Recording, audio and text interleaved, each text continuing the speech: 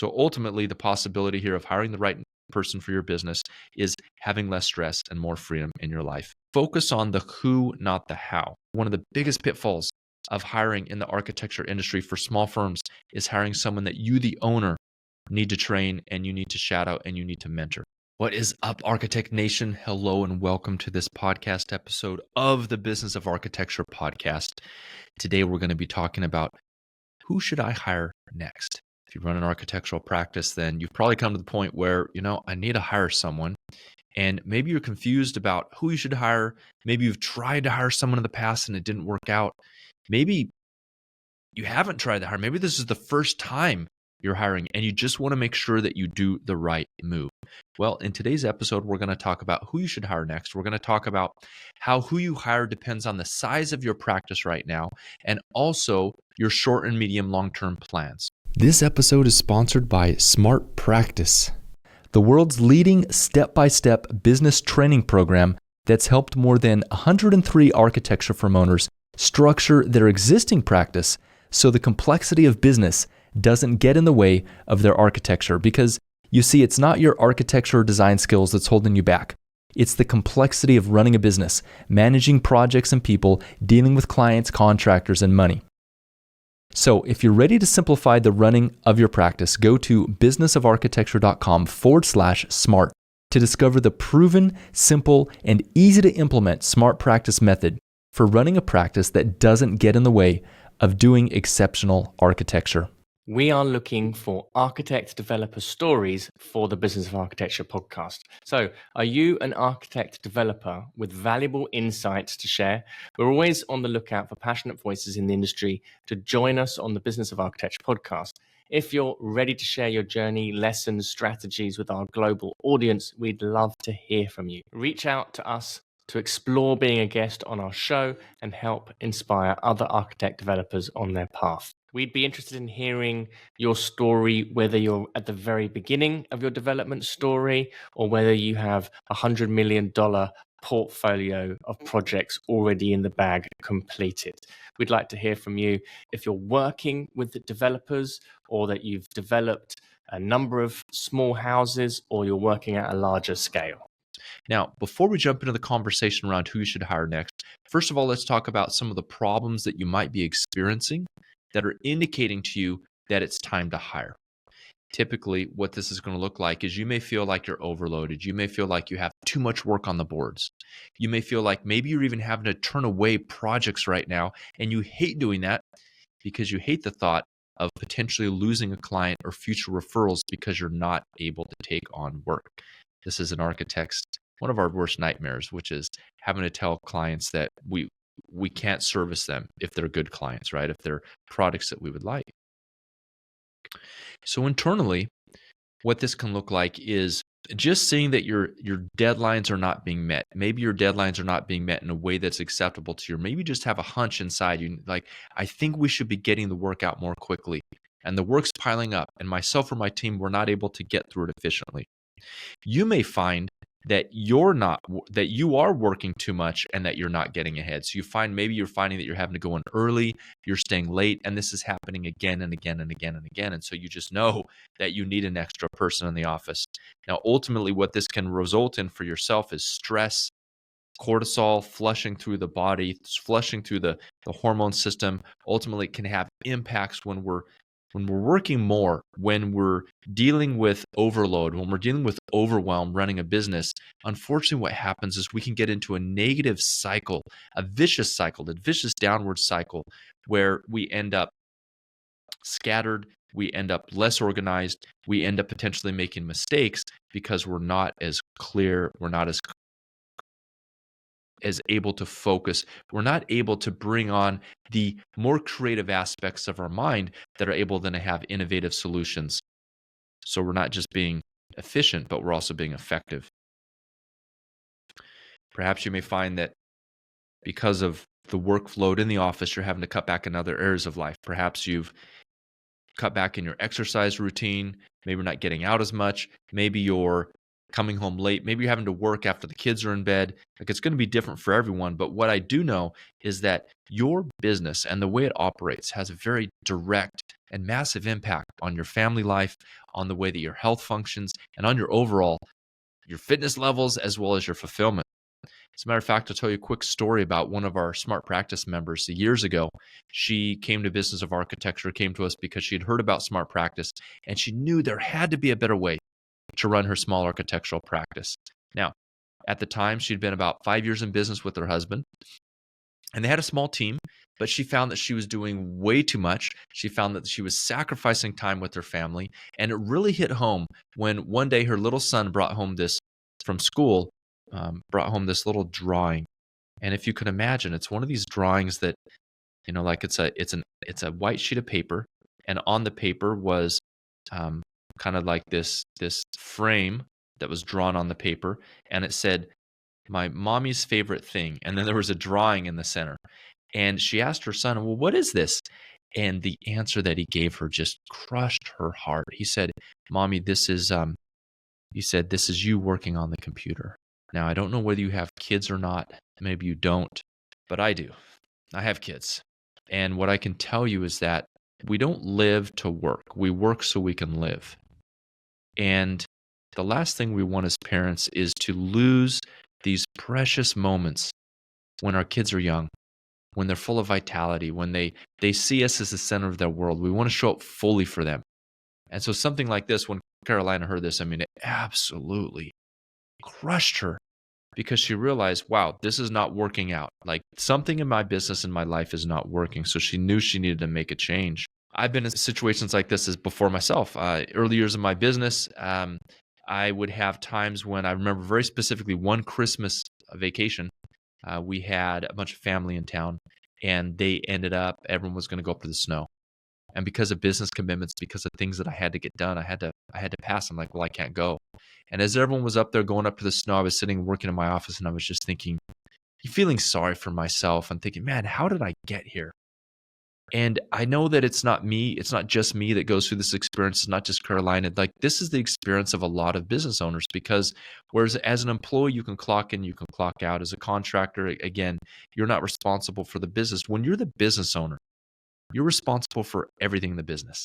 Like, no one is going to pick up that thing. No one's going to do that thing if you don't do it. Like, there are times when you just need to put in the work. You just need to make it happen. And so, unfortunately, businesses, especially small business, it can start to grow like this giant octopus that starts to take over other areas of life. So let's flip over from the stress and the overwhelm, and let's look at the possibility, right, of bringing on the right next person. Because here's the problem. When you bring on the wrong next person, it can be a bad job fit. What does that look like? That means that your efficiency in the firm actually goes down. That means that potentially you actually even start losing money.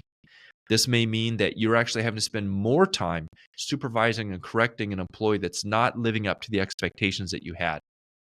This can affect team morale when other team members feel like someone's not pulling their weight. It can also influence the ability of you to give out bonuses and even take home your own compensation at the level that you need. So hiring the wrong person can have a lot of negative impacts for a business that go beyond just the immediate business impacts. Because if that person's not pulling their weight, if you don't have the right person in the office, then you can actually end up with a team of people that you're babysitting. Like one of our Smart Practice members realized on a call last year where he said, Enoch, you know what I've realized? I've realized that I've hired cheap, I've hired inexpensive, and I did it with the idea that we'd train these people up, that they'd grow here at the firm. But now I have like a team of 12, and literally I'm just running from person to person answering questions. He had basically created a situation where, because of not understanding who the right person to hire next was, ended up feeling like a slave to his business. So the possibility on the flip side here is that the work gets done efficiently and quickly. It gets done in a superior manner. It gets done in a way that's communicated clearly to the clients, where they get an excellent experience working with you and your team. And because of this excellent experience, the word of mouth grows about your practice, about the service that you offer. So you don't have to spend as much time and energy and money worrying about marketing or worrying about bringing in the next project, because you have such high regard in the marketplace. For instance, my wife and I, we love to go out to eat every single week. We do date night. And I remember one time went to a restaurant that they had excellent food, but the service was terrible.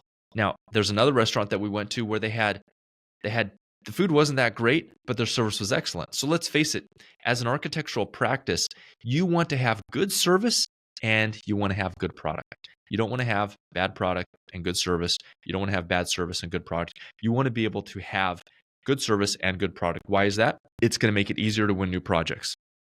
It's going to lower your stress levels because you're not having to put out as many fires. It's going to be more profitable, which means that your own personal life is going to be freed up as you get more freedom, as you build wealth, as you have more agency that money brings into your life because of the business and the way it's run. So ultimately, the possibility here of hiring the right person for your business is having less stress and more freedom in your life. So let's jump over here to the principles. I'm going to give you 4 principles about how to look at this because there's no cut and dry answer for who the next person is. You can imagine. There's no I can't give you a form of this exact next person you're going to hire. But what I can tell you is that architectural practices, as they grow, your needs are going to change. And so what was relevant for you when you're doing $100,000 of revenue is very, very different from when your company's doing $1 million in revenue. The way the team is structured, how many team members you have, even the processes and systems, that the way this is implemented are going to change. And I've talked about it before on the podcast. There's a great kind of rule of thumb that we use in business of architecture called the rule of 3s and 10s. And the way to think about this is as your firm grows in multiples of 3s and 10s, that the systems, the processes, and the way the people are organized is going to have to change. Your role is going to change. So the first number on that timeline would be 100,000. And that just represents a startup firm. You don't have any employees. It's just you've hung up your shingle and you're bringing in anywhere from 100,000 to just under $300,000 a year. Fine. You can do that. You're going to have to, schedule your time between marketing, getting new projects, having client meetings, and actually doing the work. Now, you might bring on a couple contractors, things like that. But when you hit that, when you get near that $300,000 per year mark, which of course is, you look at that, it's like, just $28,000, $25,000. When you're kind of hitting that $24,000, $25,000 a month kind of revenue level as a sole practitioner, and you're still busy, this is when you definitely need to be in the position to hire. Okay. Now, at that stage, you're hitting around 300,000. Hire another person. The next milestone that you'll be looking at is basically you're probably going to want to hire someone every 200,000 if your firm is well functioning, if it is hitting the proper milestones, if you're profitable and you're following all the best practices that we teach in Smart Practice. Okay. Now, once your firm hits about $1 million in revenue. When we talk about revenue, I'm talking about the money that your firm brings in, not counting pass-through expenses. So we're not going to include the money that you charge out for your structural engineers or the money you may charge out if you do that, right? Or the money you may charge out for some of your other subconsultants. It's just the money that you use to provide your architectural or design services, right? When that's at about $1 million, again, you're going to have to change the way things operate. And then up to $3 million, it's going to change again. And then $10 million, it changes again, et cetera. Up to 100 million. I'm sure there are very few of you right here who are running a $100 million firm. There's very few of those in the world. So typically the firms that we consult with and we work with here at Business of Architecture fall into the startup firms where you're a sole practitioner and you want to stop being the one man or one woman band. You actually want to grow this thing into a viable venture that's more of a company that gives you some freedom, that gives you better financial reward. And these companies are anywhere from zero revenue because they're startups up to about $10 million in revenue. Some of the larger, the mid kind of the lower mid-sized firms that we work with, 20 to 25 employees. So as you go along this path, principle number 1 here is understanding that hiring is an investment. If you look at hiring as a cost, this is a very dangerous place to be, because what you're saying when it's a cost is you're saying that if I spend money on this person, I'm going to lose money. This is coming out of my pocket. However, the mindset here is that hiring is an investment, meaning when you hire in the right people, when you invest into those people, your business and you get a return on that investment. Principle number 2 is to focus on the who, not the how. Now, I made this mistake plenty in my business. A lot of times, we want to figure out, how do I need to do something? How do I need to get to the next stage? How do I need to market? How do I need to sell? How do I need to XYZ? How do we need to invoice? How do we need to charge? Now, certainly, you're going to want to have the right frameworks. You're going to want to have the right information. You're going to have the right systems to do each of these things. What I can tell you is that if you're a business owner, the wise way to look at this that's going to save you the greatest amount of time, that's going to be the best return on your investment, is if you focus on the who. In other words, bring the who into your business. If you're not sure how to charge, if you're not sure how to up your profit margins, if you're not sure how to structure your time so that you can have freedom, bring in a consultant like Business of Architecture.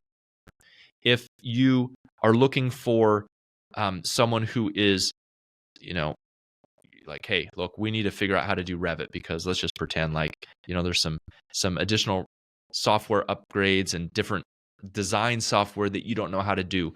Instead of you figuring out how to do that, what you want to do is you want to find the person who knows how to do that. Bring them in either on a consultant basis or bring them in full-time to do that.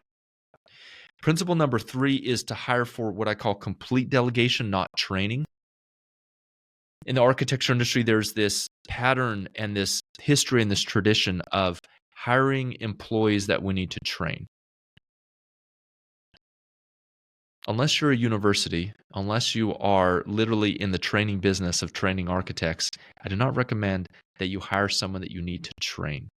Now, certainly, no matter the stage of your firm, there's going to be certain training that needs to happen in terms of your internal processes, your internal systems, how you do your detailing, how you annotate your drawings. Like, every firm's going to have a bit of on-ramping or onboarding and training that happens with their employees.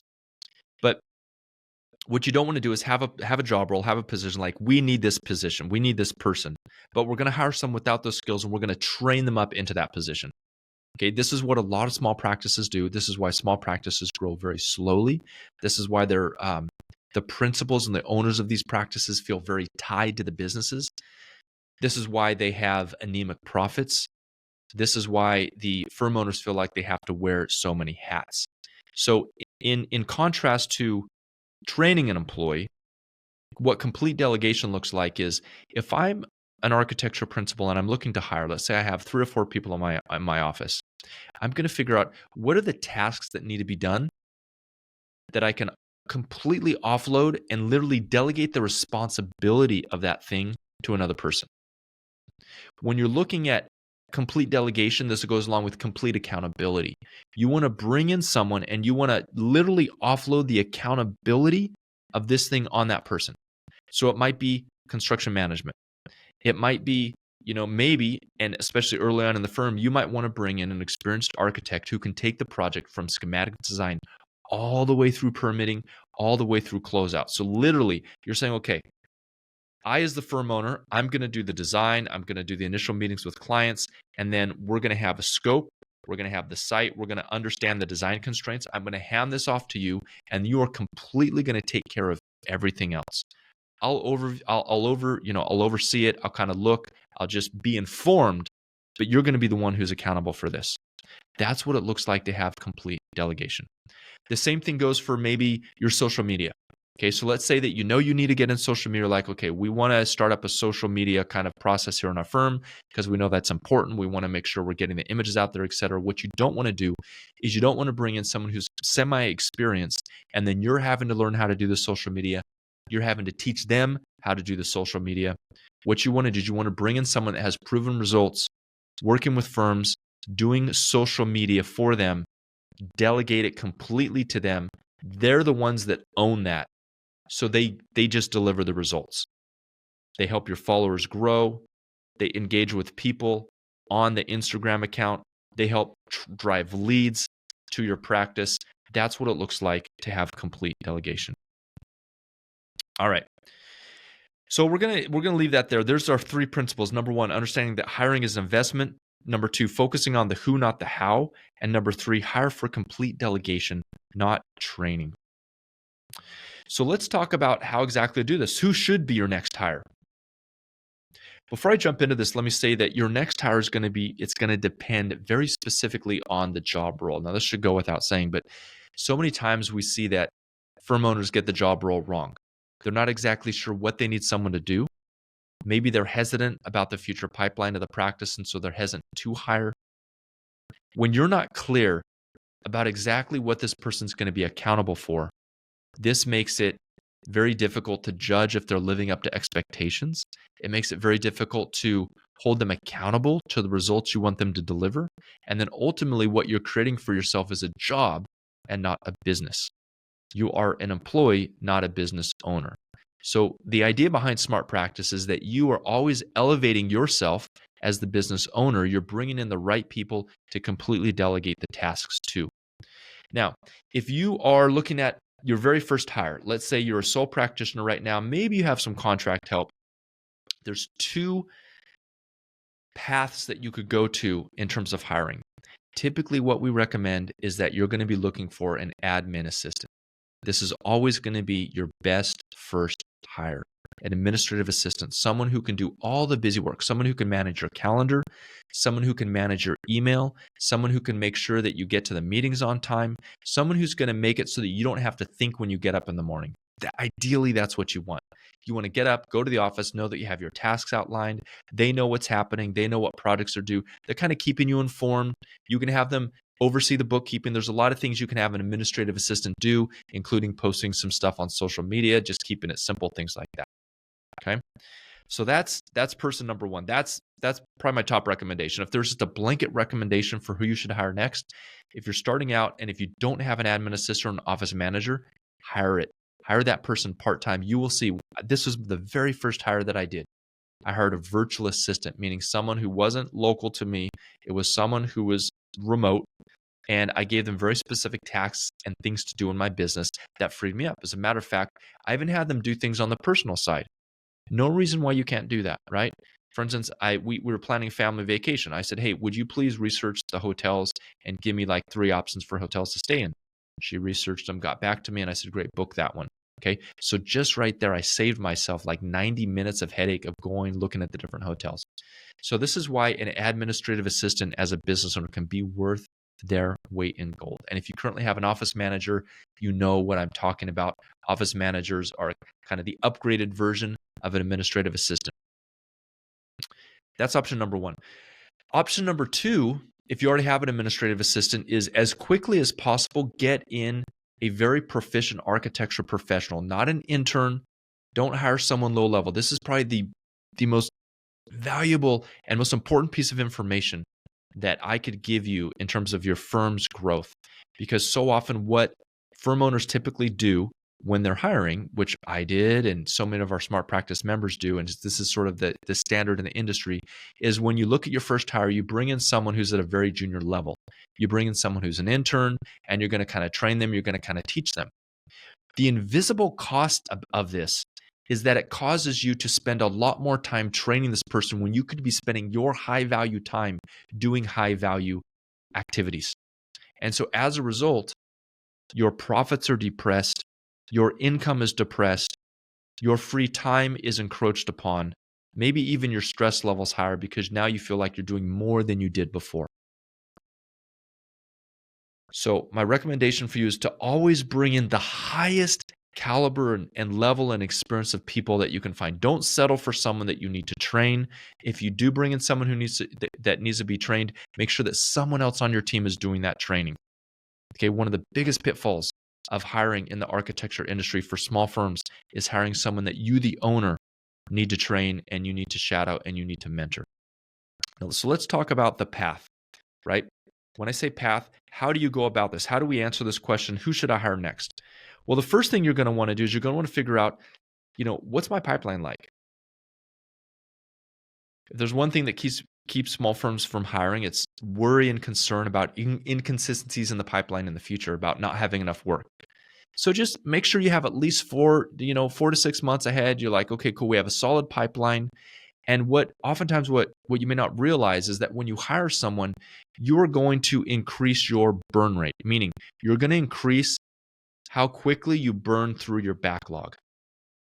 You're going to start producing more work. Okay. So what might have taken you 4 to 6 months to produce is now going to take less than that.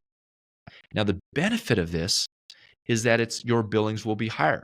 So this is why when you bring someone in, they're going to pay for themselves almost immediately. As a matter of fact, your employee shouldn't cost you money right off the bat. Okay? If they're costing you money, that means that there's some missing gaps or there's some pieces in how you're hiring and bringing people in your organization. Maybe they break even for the first month, but after the first month, they should be producing money and revenue for the business, meaning when you bring them in, yes, you're going to be burning through your work more quickly, which is a good thing because that means your clients are getting quicker results, projects are getting done more quickly, more efficiently, and you're bringing in more money because you have more people on payroll who are actually billable, and then you have the proper markup, et cetera. And so everything should work out fine as long as you're charging the right amount and you're following all the smart practice best practices.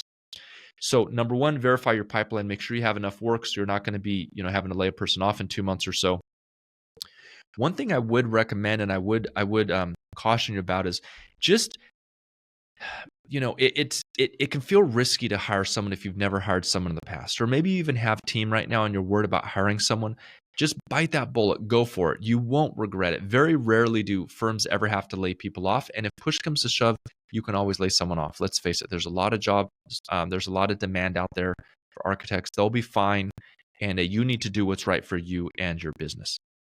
Step number 2, after you identify your pipeline, is to create the right job role for this person. Now, a job role is not necessarily a job title. This is where a lot of people get confused and they think, oh, it's a project architect or a job captain. No, what you want to do is you want to figure out what are the things out of my current team members and about me, what are the things that we can then collectively get off of our plates and create a role for some person to fulfill. Now, with a job role, you might have one person who takes on multiple job roles. So you're going to have a position. Let's say I'm hiring in my firm, but let's say that I want this person to actually do some social media for us because we're small, right? And I also want them to be like our detail guru. They're going to be like our technical guru in terms of how the building tectonics fit together, doing some QA and stuff like that, right? And so we can actually, these might be 2 separate job roles. So in a larger company, these might be completely separate positions, but what you'll find as a small company is that in one position, you can have that one person do multiple job roles, okay? So the important part here is figure out exactly what are these individual tasks that need to be done, what are the accountabilities with these tasks, and what are the big buckets of responsibility that you want this person who's coming in to be able to handle. Now, we have a tool here at Business of Architecture called the Delegation Roadmap. And I was talking with my team and they were like, Enoch, we should make that available to people because it's going to help out so many people. What the Delegation Roadmap does is it helps you be able to identify, number one, what are the specific tasks that you need to get off your plate? How much time are you currently spending on them? Are they enjoyable to you or not? There's this cool little matrix that allows you to be able to determine what are the things that you can delegate in your practice, what is the job role and the job roles that need to be created for this new person coming in.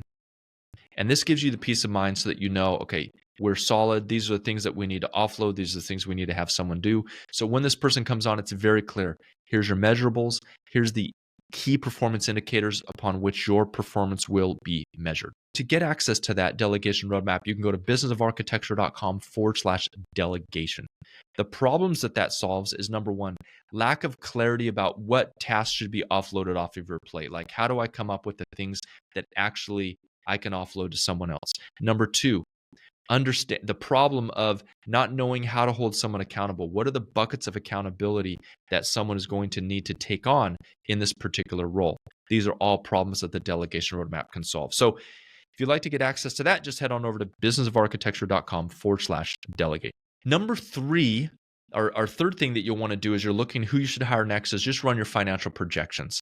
Okay. So figure out what you're going to pay this person. We always recommend make sure you're paying on the high end of the spectrum, so you have a very competitive opportunity to offer a salary to someone.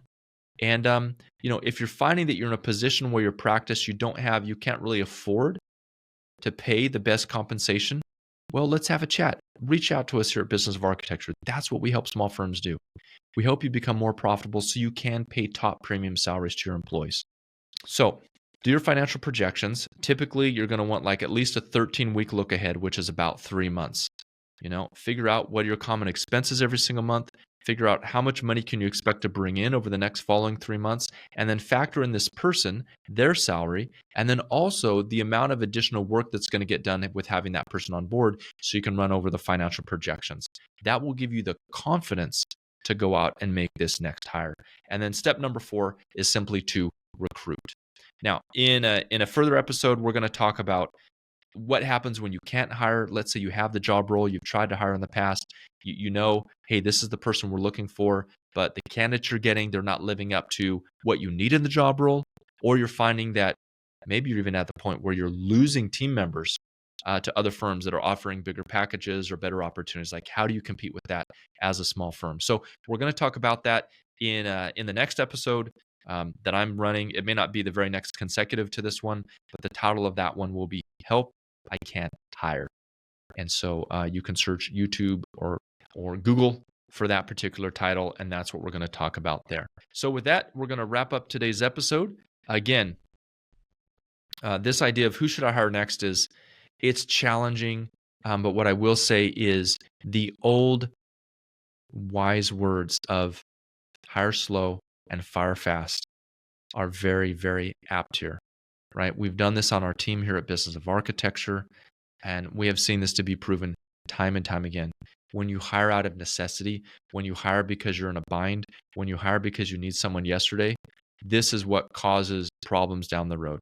Put you in an uncomfortable position where you may have someone on board that's not a fit for the position. It reduces team morale. It reduces efficiency. It's what ties you to the business and turns your smart practice into a dread practice. So with that, carpe diem and goodbye for now. And that's a wrap.